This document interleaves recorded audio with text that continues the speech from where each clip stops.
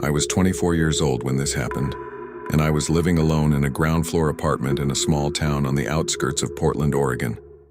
I had just moved in after finishing college and was working a remote job, so I spent most of my time inside the apartment.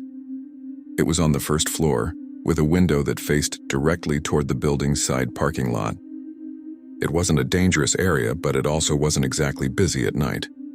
After 10 p.m., it became almost completely silent. It was in that silence that the noises began. The first few nights were just faint creaks, like someone stepping along the exterior walkway or brushing against the living room wall. At first, I ignored it. Old buildings make noise, wood shifts, pipes vibrate. But there was something different about these sounds. They almost always happened between 2 a.m. and 3 a.m. I would wake up with the clear feeling that I had heard footsteps near my front door. I would get up, look through the peephole, and no one was ever there. After several consecutive nights of waking up like that, I started feeling tense even before going to sleep. On the fifth consecutive night, I woke up again to a sound that seemed to come from the living room, as if something had brushed against the wall. I stayed lying in bed, trying to determine whether it was my imagination or something real. The apartment was completely dark, except for the faint light coming in from the street through the curtain. I could hear my own breathing and the low hum of the heater. No other sound. Even so, the feeling that I wasn't alone inside the apartment wouldn't leave my mind. The next morning, I decided I needed to do something to calm myself. I bought a simple indoor camera, the kind that connects to your phone through an app. I installed it on the living room shelf, pointed toward the front door and part of the hallway that led to my bedroom. I carefully adjusted the angle, checked the feed on my phone, and set it to record during the early morning hours. The idea was simple. If I was imagining things, the video would prove it. If I wasn't, at least I would have some kind of record. That night I went to sleep more alert than usual, but also slightly reassured knowing there was a camera running in the living room. I woke up in the middle of the night again, but this time I didn't get up. I lay there staring at the ceiling, waiting to hear something clearer. I didn't hear footsteps, doors, or anything I could confidently identify. Eventually, I fell back asleep. The next morning, before even making coffee, I grabbed my phone and opened the camera app. I fast-forwarded to the footage between 2 a.m. and 3 a.m. At first, everything looked normal. The dark living room, the door closed, no visible movement. Then I noticed something strange. At one point in the recording, the image gave a slight shake. It wasn't a connection glitch, it wasn't signal loss. It looked as if the camera had been lightly touched. I paused and rewound a few seconds. The framing was slightly different. Before, you could see a bit more of the corner of the shelf. After the shake, the angle had shifted a few inches to the left, showing more of the hallway. My stomach tightened instantly. I knew exactly how I had left that camera positioned. I replayed the footage several times, trying to find a logical explanation. Maybe it was building vibration. Maybe the mount wasn't secured properly. But the shift wasn't vertical, as if it had sagged. It was lateral, as if someone had adjusted it by hand, and at no point did the recording show anyone entering through the front door. The door remained closed the entire time. There was no passing shadow, no unusual reflection, just that subtle change in angle. My heart started beating faster as I advanced the footage a few minutes after the camera shifted. The living room remained empty, no visible movement. Because of the new angle, more of the hallway leading to my bedroom was visible. That's when I noticed another detail that made me tense up. My bedroom door was slightly more open than I remembered leaving it. I always closed it almost completely before sleeping, leaving only a minimal crack. In the video, it appeared a few inches more open. I paused the recording and tried to remember exactly how I had left the door that night. I was certain it had been almost closed. I always leave just a small gap for air circulation. In the footage, after the camera angle changed, the door looked slightly more open, enough to cast a different shadow into the hallway. I rewound a few seconds before the camera shake and compared the two moments. The difference was subtle, but it was there. It wasn't just my imagination. My body began to tense up in a way that was hard to explain. I knew no one had entered through the front door because the footage clearly showed it remained closed the entire time. There were no open windows in the living room, and even if someone had come in through the side window, the camera would have captured movement. I advanced the footage to about 2 minutes after the camera shifted. That's when something almost imperceptible happened. The audio picked up a very faint sound that I only noticed when I turned the volume up nearly to the maximum. At first I thought it was microphone interference, a muffled noise like distant wind. But there was no wind inside the apartment. I put on headphones and listened again, more carefully. The sound wasn't continuous, it was short. It sounded like a whisper very close to the microphone, but it didn't come from the living room. It came from the direction of the hallway leading to my bedroom. You couldn't make out clear words, but there was a pattern that sounded like a human voice, very low, almost pressed against my bedroom door. A cold chill ran down my back. I was alone in the apartment that night. No friend had come over, no visitors. The building had thick walls, and you could never hear outside voices that clearly. I replayed the clip several times, pinpointing the exact moment in the audio. It was about 30 seconds after the camera changed position. The whisper was brief, but it was there. It wasn't mechanical noise, it wasn't plumbing. It sounded like someone speaking too softly to understand near my bedroom door while I was asleep. I sat on my bed with my phone in my hand for several minutes after hearing it. My room was lit by the faint morning light, everything appearing normal. But I couldn't stop thinking that someone might have been inside while I was sleeping. I got up slowly and went into the living room to look at the camera in person. It was indeed a few inches out of its original position. The mount wasn't loose. It didn't look like it had slipped on its own. I touched it to see if it moved easily. It didn't. It required slight lateral pressure to change the angle. I walked into the hallway and looked at my bedroom door. There were no signs of forced entry on the apartment's main door or on the windows. Everything looked intact. That only made it more confusing.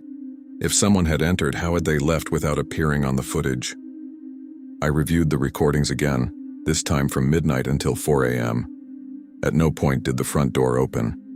There was no visible movement in the living room besides the camera shift.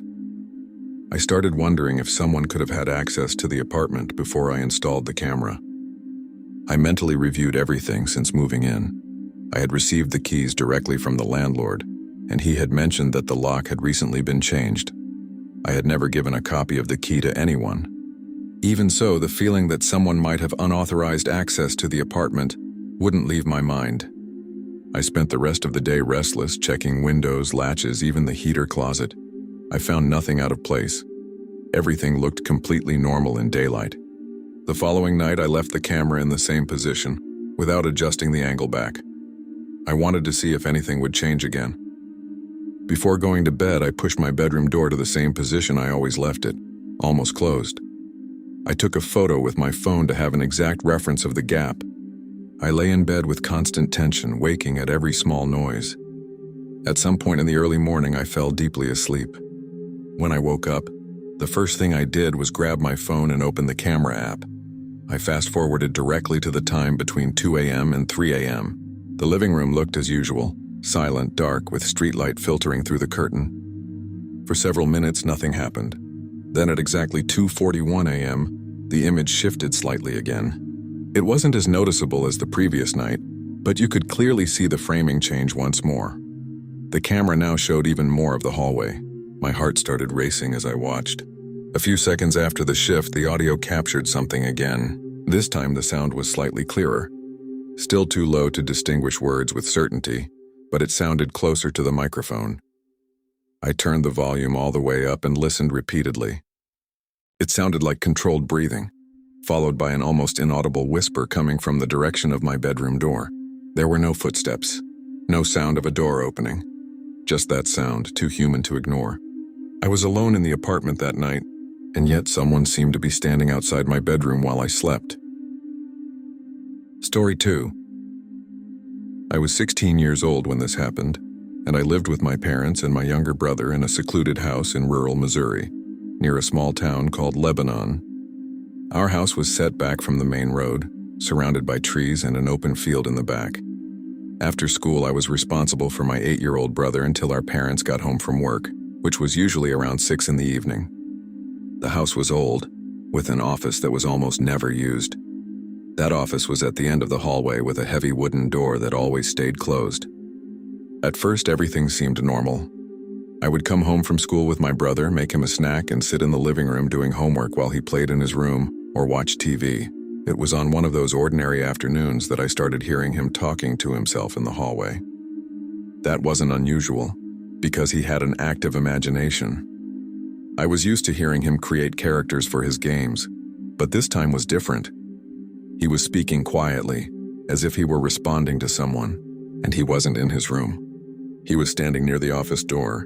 The first time I noticed it, I didn't think much of it. I was in the kitchen making a sandwich when I heard him whispering in the hallway. I assumed he was playing with a toy. But when I went to look, he was standing directly in front of the office door, just inches from the wood. He wasn't holding any toys. He was just standing there, talking quietly, as if someone on the other side were listening. When he saw me, he immediately went silent and walked away as if nothing had happened. I asked who he was talking to. He answered simply, "The friend who lives there." And he pointed at the closed office door. That gave me a strange feeling, but I tried to keep my tone light. I asked what friend he meant.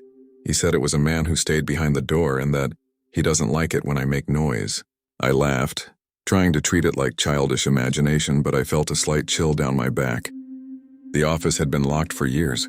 My parents stored old boxes there and rarely opened it. Over the next few days, he kept mentioning the friend. Always after school, around 4 in the afternoon, he would walk down the hallway and stand near the office door for a few minutes. Sometimes I heard him answering questions in a low voice. Other times, he just stood there silently as if listening. I asked the friend's name. He said the man didn't want me to know his name. That bothered me more than it should have. It wasn't just a kid inventing an invisible superhero. He spoke as if he were following rules set by someone. One afternoon, while I was doing homework in the living room, I heard him say something that made me stand up immediately. He said, "I know you were here before us." That wasn't a typical pretend play line. I went into the hallway and he was once again standing in front of the door, his hand almost touching the doorknob. I asked what he meant. He said the friend told him he had lived there before our family, and that the office was his place. My stomach tightened at that moment. I tried to change the subject and took my brother back to the living room, turning on the TV to distract him. I didn't want to reinforce it by asking too many questions. But that same afternoon, while he was drawing on the floor, he started telling me more without me asking. He said the friend stayed quiet behind the door during the day but sometimes walked around the office at night. I asked how he knew that since we never went in there. He said you could hear when he moves things around. I had never heard anything coming from that room. The office was at the end of the hallway, far from the living room. It was a space my parents practically ignored. The door was always closed and I didn't even know where the key was. That afternoon I decided to test something. While my brother was distracted, I walked down the hallway and pressed my ear against the office door. I stood there for almost a full minute. I heard nothing. No movement, no breathing, just silence. Even so, I felt a strange tension just standing there. The following week, the conversations continued. Always at the same time, always near the door. I started paying closer attention to my brother's behavior. He seemed calm, not frightened. He didn't show fear when he talked about the friend. That almost reassured me, but at the same time worried me more. Because he didn't treat it like fantasy. He treated it like a constant presence. One day I asked how he knew the friend was there at that moment. He replied that he knocks 3 times very softly from inside. That same afternoon, I sat in the living room pretending to scroll on my phone, waiting to hear something. A few minutes later, I heard my brother walking down the hallway. He stopped in front of the office door as he always did. I stayed completely silent. I didn't hear any knocking. I didn't hear anything from inside. But I saw my brother tilt his head slightly as if he had heard something I couldn't. Then he said quietly, "I'm here." That unsettled me in a way that's hard to explain. I got up and walked down the hallway without making noise. When I got close, he was standing right in front of the door, his hand resting on the wood. I asked what was going on. He said the friend wanted me to leave the hallway because he doesn't like you. That made me angry and uncomfortable at the same time. I told him there was no one in there and that he needed to stop. He looked at me with a seriousness that felt too mature for an 8-year-old and said, "He doesn't like it when you touch the door." That night, after my parents got home, I casually suggested that maybe we should open the office so my brother could see there was nothing inside. My dad said the room was full of old boxes and there was no reason to mess with it. He thought it was just a phase of imagination. I wanted to believe that too.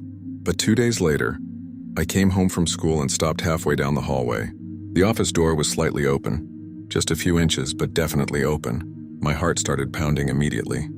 The office door was never open. I was certain of that. My parents were strict about that door because they stored documents and old belongings inside. I looked at my brother who was standing behind me in the hallway. He was unusually quiet. I asked if he had opened the door. He slowly shook his head and said, "He left it." I pushed the door open carefully. Inside, the smell was dust and old paper. The hallway light partially illuminated the room. The boxes were still stacked, but something was different. The old desk in the corner seemed slightly shifted. A chair was pulled farther out than I remembered.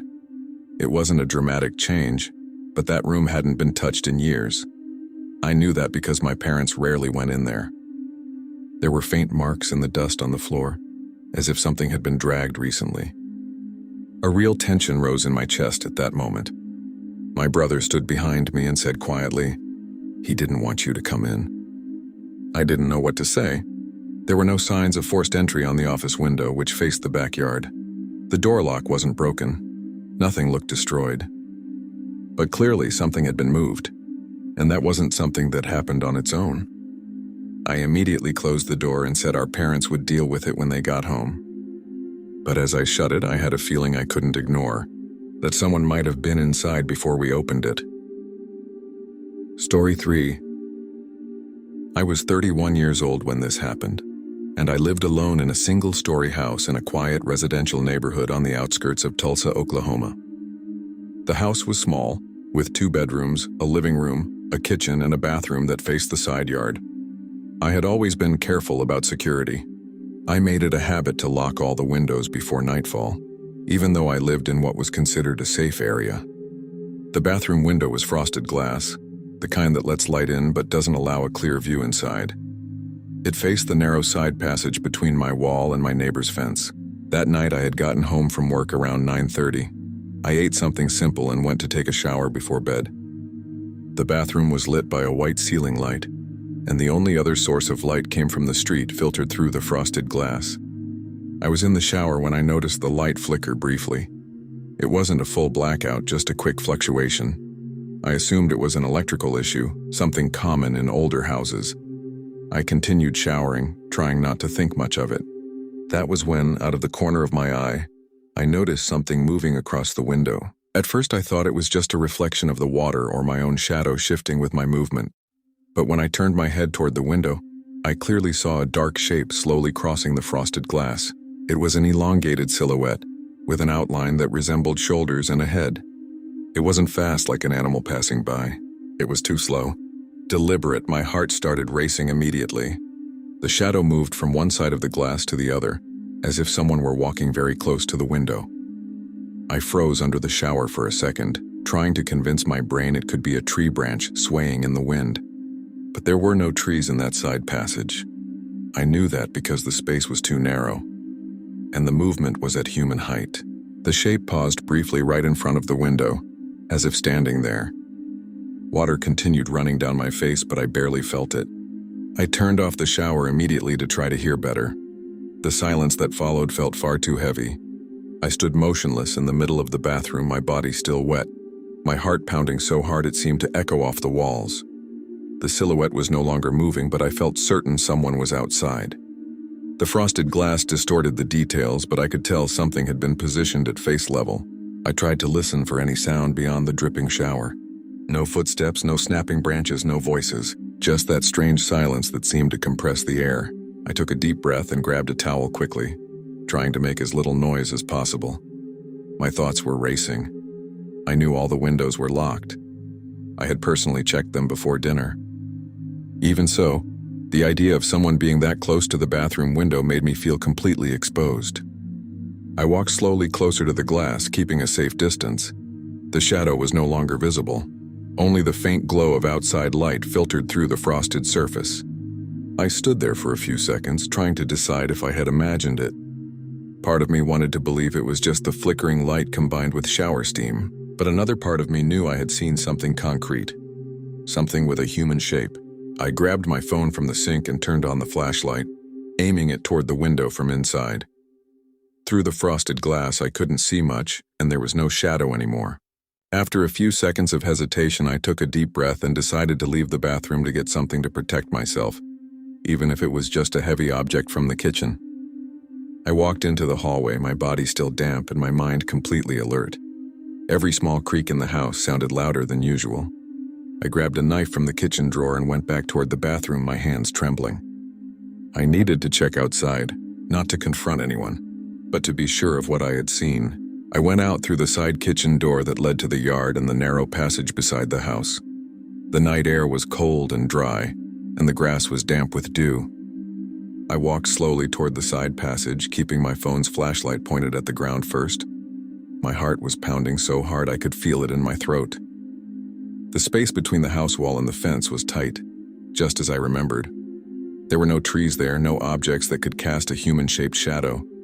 When I shined the light directly on the outside of the bathroom window, my stomach dropped. There were clear finger marks on the exterior glass. They weren't old smudges. They were fresh, as if someone had pressed their hands there while looking inside. The fingers were positioned at face level, almost aligned with where my head would be on the other side of the glass. I moved the flashlight closer and saw more clearly. 5 distinct marks on each side, as if the person had held onto the window for a few seconds.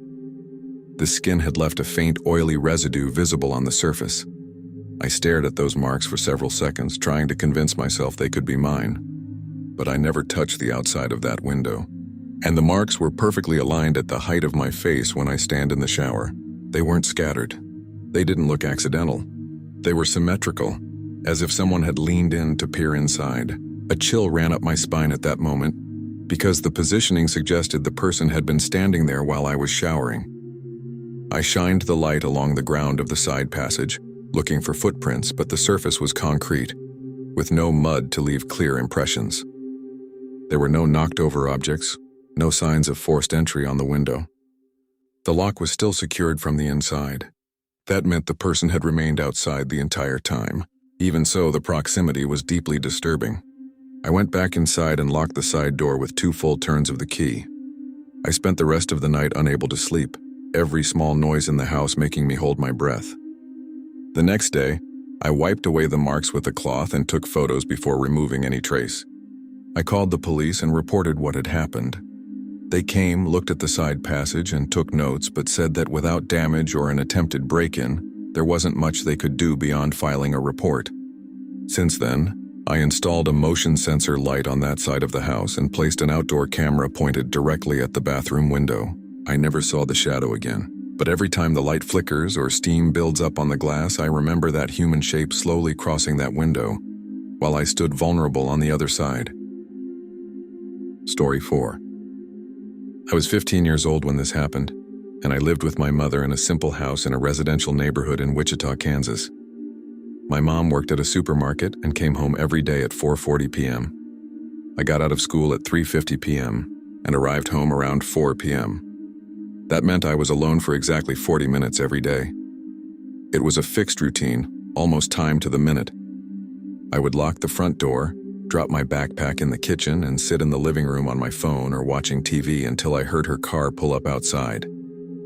During the first days of the second semester, I started noticing a man standing on the sidewalk in front of my house. He was always across the street, holding his phone up to his ear as if he were on a call. He wore a dark cap and a light jacket, even when the weather didn't require it. At first I thought he might be waiting for a bus or talking to someone while walking. But he wasn't walking. He just stood there, looking toward my house for too long. In the following days, he kept showing up at exactly the same time. I would get home from school, close the door, and a few minutes later I would see him through the crack in the living room curtain, always pretending to talk on the phone. Sometimes he would take a few steps, then return to almost the exact same spot on the sidewalk. He didn't look like a resident of the street. I recognized most of the neighbors by sight, and I had never seen that man before. What started to bother me was the precision of the timing. He was never there at 3:30 p.m., never at 5 p.m., always within those 40 minutes. At first I tried to ignore it. I thought maybe he had a fixed appointment at that time, or maybe he was waiting for someone on the street. But one detail began to make me uneasy. Whenever I moved from one room to another, from the living room to the kitchen, for example, he seemed to subtly adjust his body position, as if trying to maintain a view of the front of the house. I wasn't standing exposed at the window, but I had a clear feeling that he knew I was inside. One afternoon, I decided to test whether it was just coincidence. Instead of staying in the living room like usual, I went straight to my bedroom at the back of the house and stayed there quietly without turning on the TV. After a few minutes, I walked slowly to the kitchen, trying not to make noise. When I discreetly looked out the side window, he was once again on the sidewalk, but this time he didn't have the phone to his ear. He was just standing there, staring at the front of my house as if waiting for some movement. My heart started beating faster. I went back to my bedroom and grabbed my phone to record the exact time. It was 4:12 p.m., exactly within the usual window. I kept wondering how he could know I was alone during that period. I never talked about it with anyone outside school, and my mom didn't share our routine with strangers. Yet he seemed certain that this was the right time to be there. As the weeks passed, it stopped feeling like a coincidence. He was there almost every day, always alone, always pretending to be on a phone call that never seemed to end. I started closing all the curtains as soon as I got home, something I had never done before. I also stopped staying near the windows. Even so, the feeling of being watched didn't go away. On some afternoons, I could hear light footsteps on the sidewalk when he shifted positions. I thought about telling my mom, but I didn't want to sound paranoid. Part of me still tried to find a logical explanation. Maybe he was monitoring another house on the street, and not mine specifically. But then something happened that removed any doubt. One Friday, my mom was delayed at work and didn't arrive until 5:10 p.m. I was alone longer than usual. The man remained on the sidewalk during the entire extra period, not leaving at the usual time. He seemed to be waiting exactly for the moment my mom normally arrived. When she finally pulled up, he had already walked away. After that day, I couldn't pretend it was a coincidence anymore. He knew exactly how long I stayed alone. Not just the time I got home from school, but the exact time my mom usually returned. The following Monday, I was even more alert. As soon as I got home, I locked the door and went straight to the side window, opening it just enough to peek without being seen. He appeared at 4:05 p.m., walking slowly to the same spot as always. I stood behind the living room wall, trying to hear anything unusual. The neighborhood was quiet, just the distant sound of a lawnmower on another street. He pretended to talk on the phone, but I noticed that sometimes the phone wasn't even properly against his ear. He held it like a prop, staring directly at the front of my house. That wasn't someone distracted. That was someone waiting for the right moment. The last day of school before summer break was on a Thursday. I remember it clearly because I had been counting the days. I got home at the usual time, around 4 p.m. I locked the door and went straight to the living room, but this time I didn't see anyone on the sidewalk. That gave me a brief sense of relief. I thought maybe he had given up or changed his routine. But at 4:18 p.m., I heard the side gate of the house creak slightly. It wasn't loud, but I knew that sound. The gate was in the narrow passage that led to the backyard. I never left it unlocked, and I always kept the chain secured. My heart started pounding. I walked slowly to the kitchen, trying to hear better. Then I clearly heard someone testing the gate handle, applying pressure. It wasn't wind. It was someone trying to open it. I froze for a second, trying to decide what to do. The side gate was out of sight from the street, so no one passing by would see someone tampering with it. I moved closer to the kitchen window and looked through the edge of the curtain. He was there, not pretending to be on a call, not on the sidewalk. He was holding the gate with both hands, pushing slowly, as if trying to open it without making noise. The phone was no longer in his hand. I felt real fear at that moment, because I realized something else. It was 4:19 p.m. He was trying to open the gate minutes before my mom's usual arrival time. It was as if he knew that day she wouldn't arrive at the normal time, because it was the last day of school, and maybe the routine was different. Or maybe he was simply testing whether he could get in before 4:40 p.m., when her car normally appeared on the street. My hands were shaking as I grabbed my phone and called my mom immediately, speaking quietly so I wouldn't make noise. While the phone rang, I kept watching through the curtain. He was applying steady pressure to the gate, not frantically, as if confident he had enough time. I heard the metal chain tighten. If he pushed harder, he might have managed to loosen it. My mom answered on the third ring, and I quickly told her that a man was trying to open the side gate. She was silent for a second and said she was 5 minutes away. At that moment, maybe because I had moved near the window, he lifted his head and looked directly toward the house. I don't know if he saw me, but he stood still for a few seconds. Then he let go of the gate and walked back toward the sidewalk as if nothing had happened. In less than a minute, he was once again holding his phone, pretending to talk to someone. When my mom's car turned the corner at 4:38 p.m., he was already walking in the opposite direction down the street. He never appeared again after that day. We filed a report with the police, but since he never actually entered the property, they said it would be difficult to take action. What affected me the most wasn't just the attempt to open the gate. It was the precision. He showed up for weeks exactly during the 40 minutes I was alone. On the last day of school, he tried to act before my mom's usual arrival time, as if he had been measuring my schedule all those days. I was never comfortable staying home alone again after that. Story 5.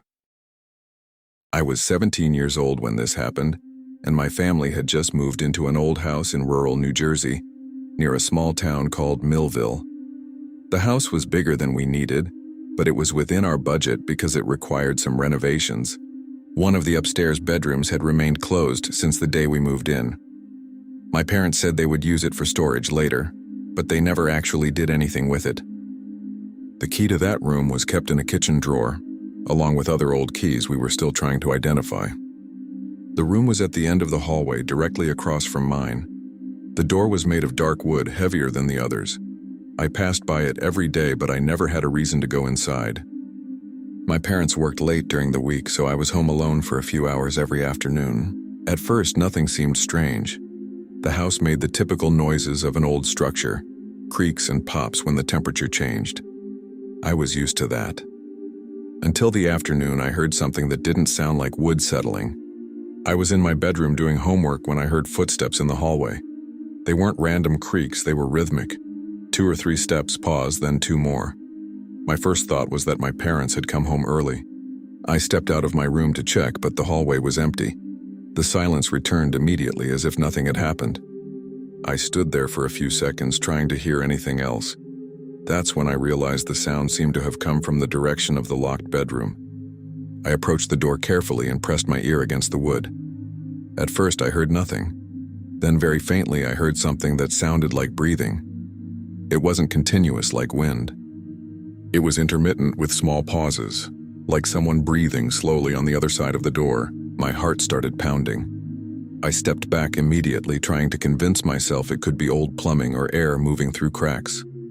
But I had never heard that kind of sound in that house before. I stood in the middle of the hallway trying to decide if I was overreacting. The house was too quiet at that moment. The only sound was the faint hum of the heater downstairs. I moved closer to the door again, this time placing my hand on the doorknob. It was locked as always. The wood felt cold to the touch. I pressed my ear against it once more and heard what sounded like a slight dragging noise, as if someone were shifting their weight on the floor. My stomach tightened. I knew my parents had never used that room since we moved in. The boxes that were supposed to be inside had stayed in the moving truck when we arrived and eventually went to the basement. There was no reason for anyone to be in there. Still, the sound was too clear to ignore. I stood there for nearly a minute, holding my breath to listen more carefully. Then I heard a short sound like a stronger exhale right near the door. I instinctively stepped back, my heart racing in a way that was hard to control. The breathing on the other side sounded too real to be my imagination. I stared at the door, expecting the knob to move, but it remained still. The feeling that someone was standing just inches away from the wood was suffocating. I knew the key was in the kitchen drawer. I thought about going downstairs to get it, but part of me was afraid of what I might find. Even so, I needed some rational explanation. I went downstairs, trying to make as little noise as possible. The house felt different, quieter than usual. I grabbed the key from the drawer, checked twice to make sure it was the right one, and went back upstairs. As I walked down the hallway, I felt as if I were being watched, even though no one was visible. I stopped in front of the door and inserted the key into the lock, my hands sweaty. The key turned with a sharp click, louder than it should have been in the silent hallway. I held the doorknob for a few seconds before pushing the door open. My heart was pounding so hard I felt pressure in my head. I opened it slowly, expecting to see someone inside. The hallway light partially illuminated the room. It was empty. There was no furniture except for an old desk against the wall and a few stacked boxes in the corner. I stepped inside carefully, looking around. The air smelled dusty, but something felt off. The dust on the floor looked uneven in certain spots, as if it had been disturbed recently. There weren't clear footprints, but areas where the thin layers seemed shifted. The chair at the desk wasn't perfectly aligned with the table, as if it had been slightly pulled back. That unsettled me, because my parents had never gone in there since we moved in. I walked to the window to check if it was locked. It was closed from the inside with the latch secured. There were no signs of forced entry on the glass or frame. I looked back at the door. The lock showed no marks of tampering. If someone had been inside, they would have needed the key. But the key had been in the kitchen drawer the entire time. I had just taken it myself moments before. None of it made sense. While I stood in the middle of the room, I heard a faint crack behind me. I turned quickly, but no one was there. Maybe it was just wood adjusting to temperature changes. Still, I couldn't shake the feeling that I had interrupted something by opening that door. I stepped out and closed the door again, locking it with the key. I stood in the hallway for a few seconds, trying to decide whether to tell my parents immediately or wait. That night, I told them everything. They listened carefully but tried to find practical explanations. My dad said the dust might have been disturbed during the move, even if I didn't remember. My mom suggested the breathing sound could have been the ventilation system. I wanted to believe them, but I knew exactly what I had heard. It wasn't mechanical, it was human. Still, they decided to check the room with me the next morning. When we opened the door again the following day, something was different. The chair I had noticed slightly pulled away from the desk was now closer to the door, as if it had been dragged a few inches overnight. My father stood silently for a few seconds, staring at the floor.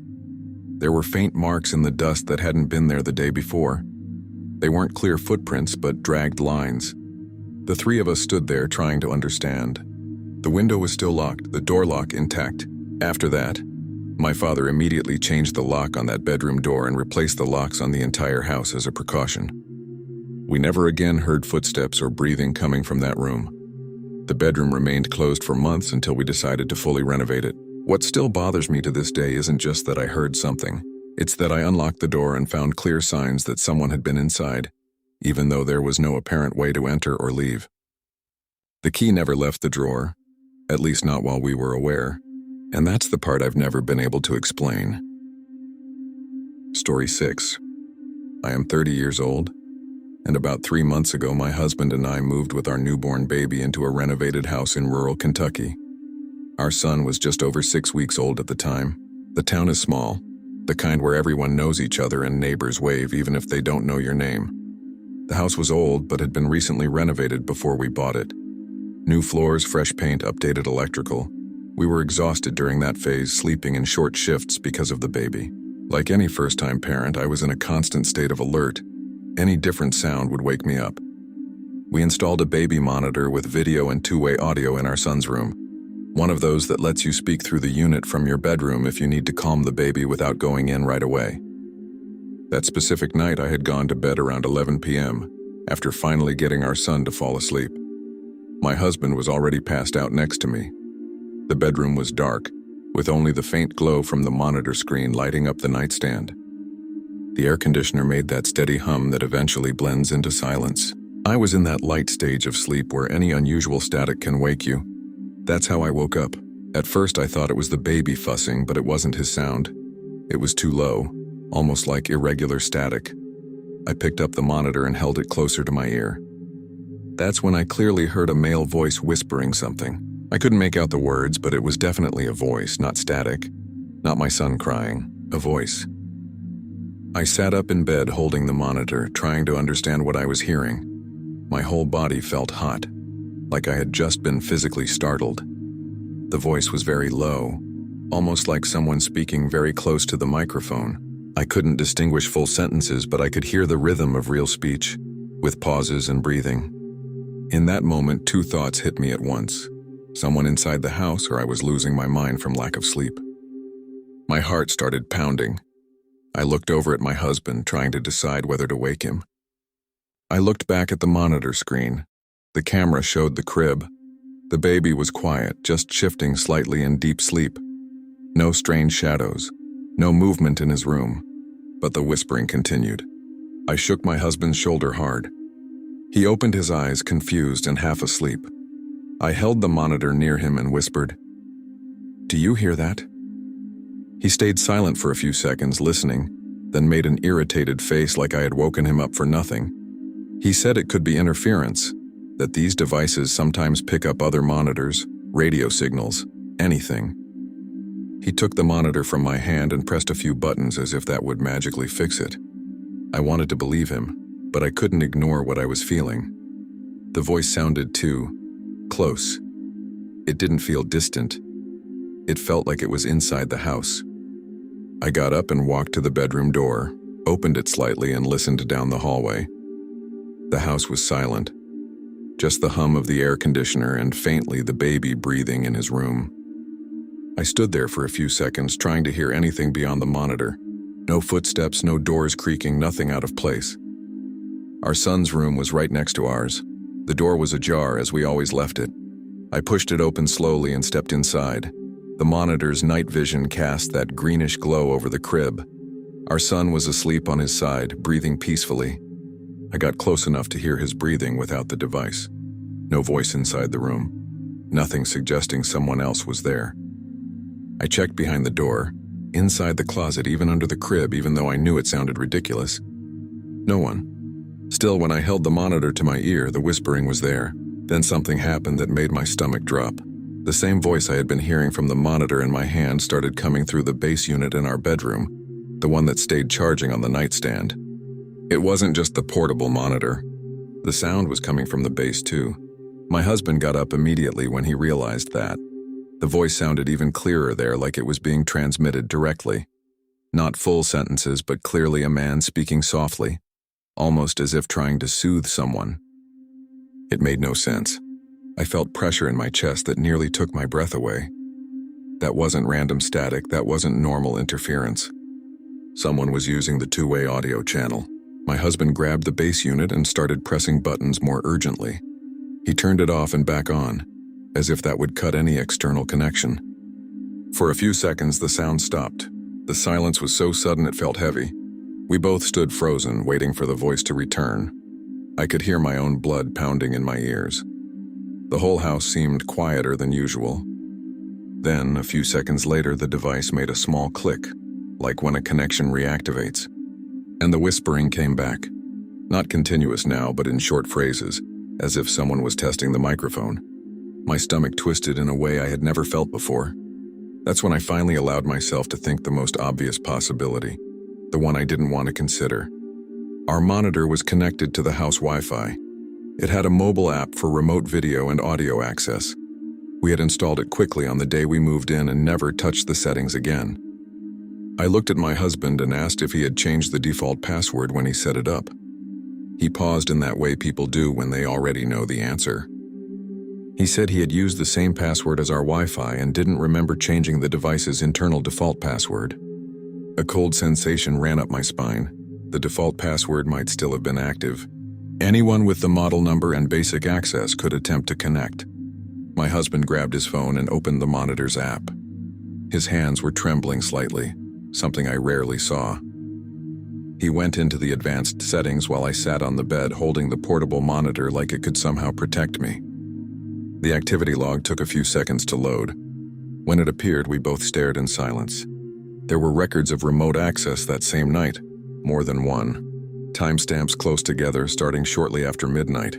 Not just attempts, successful connections. The app clearly indicated external login. My body felt heavy, like I was sinking into the mattress. Someone had accessed the monitor while our son was sleeping in the next room. It began to sink in slowly. That voice wasn't coming from inside the house. It wasn't someone hiding there.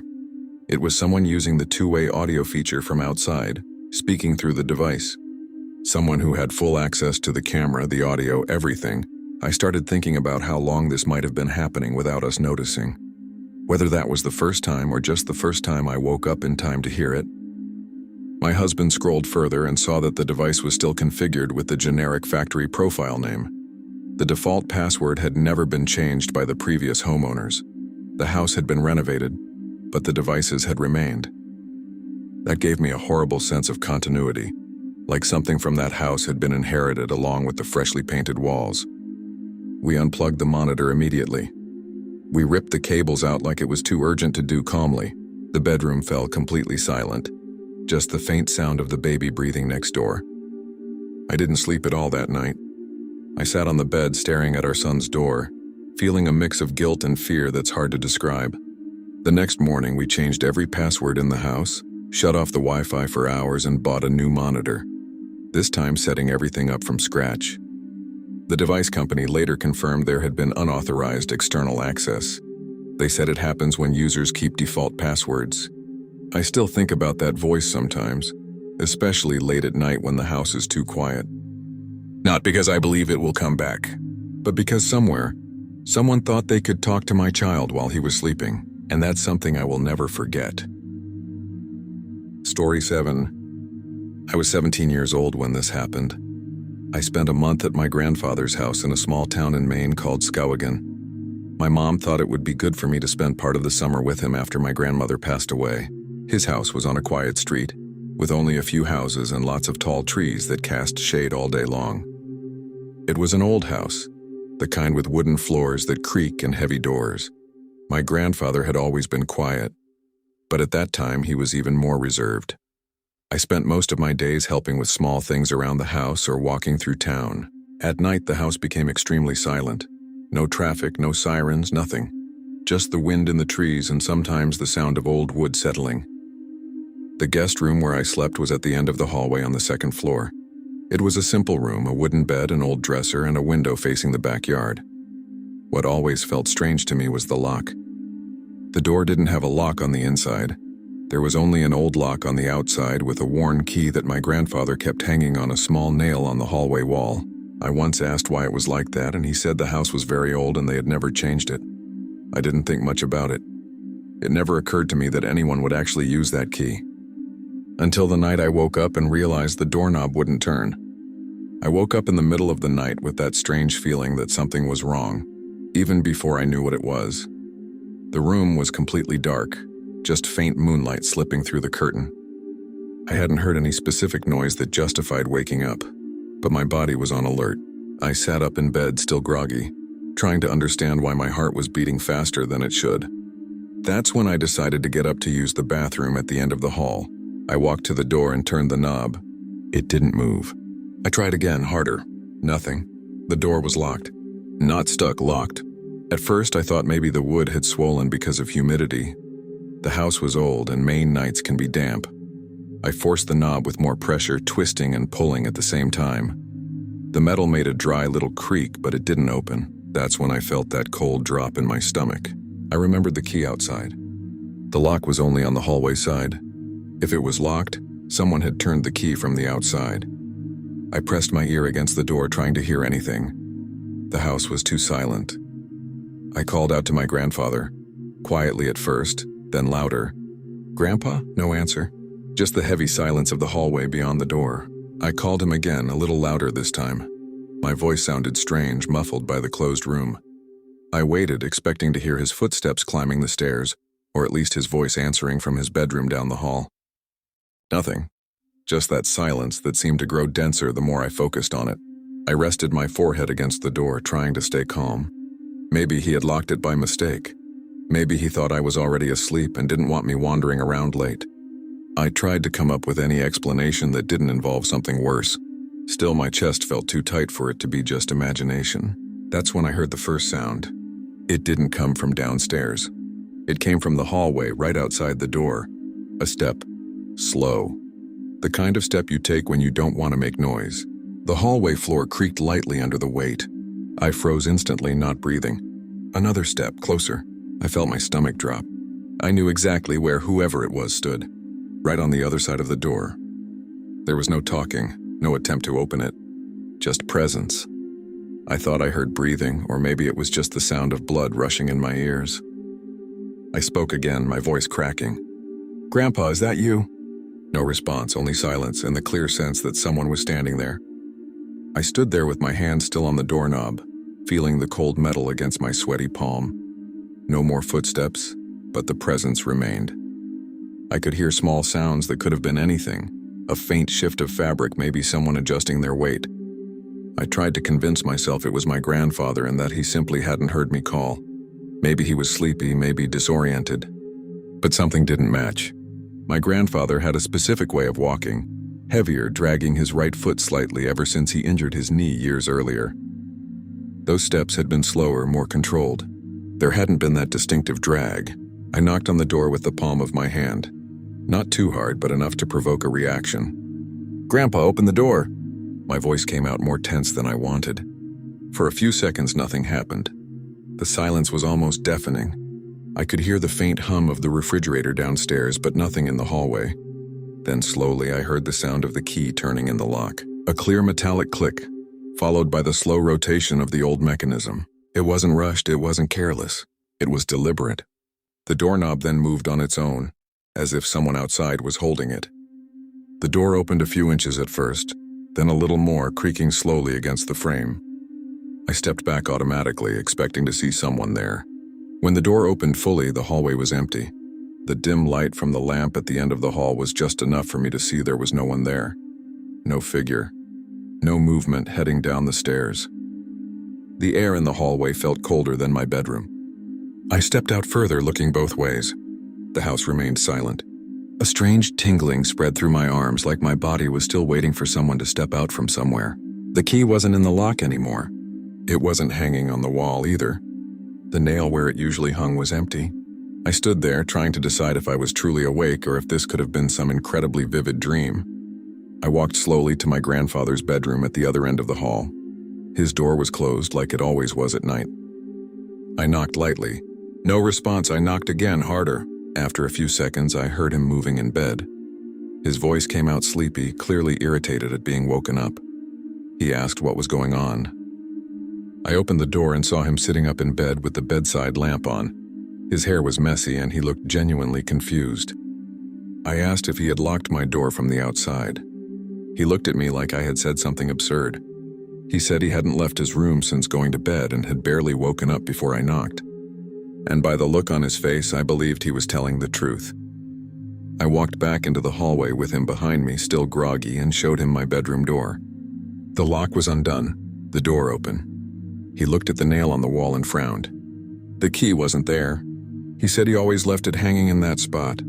We both looked on the floor, on the hallway table, but we didn't see it anywhere at that moment. He insisted maybe I had forced the knob hard enough to unlock it without realizing it, which didn't make sense because the lock only worked from the outside. I knew what I had heard. I knew the sound of the key turning. Still, in the middle of the night, with nothing else happening, it felt impossible to prove anything. We both went back to bed, or at least tried to. The next morning, when I stepped out of my room, the old key was hanging outside my door, not on the nail on the wall. It was inserted in the lock, dangling slightly to the side, as if it had been left there after being turned. I stood there staring at it for several long seconds. My grandfather came out of his room shortly after and saw it too. He stayed silent for a moment that felt uncomfortable. He only said that he hadn't put the key there. We never figured out what happened that night. I spent the rest of the month sleeping with a chair pressed against the door, even though I knew the lock was on the outside. To this day, whenever I see an old lock installed on the wrong side of a door, I remember that feeling of hearing footsteps stop exactly on the other side. Thank you very much for your company until the end. Your support is what gives life to this channel. If these stories have caught you, don't forget to leave your like and comment on your opinion. And if you are not yet part of our community, sign up now to receive the next real horror stories.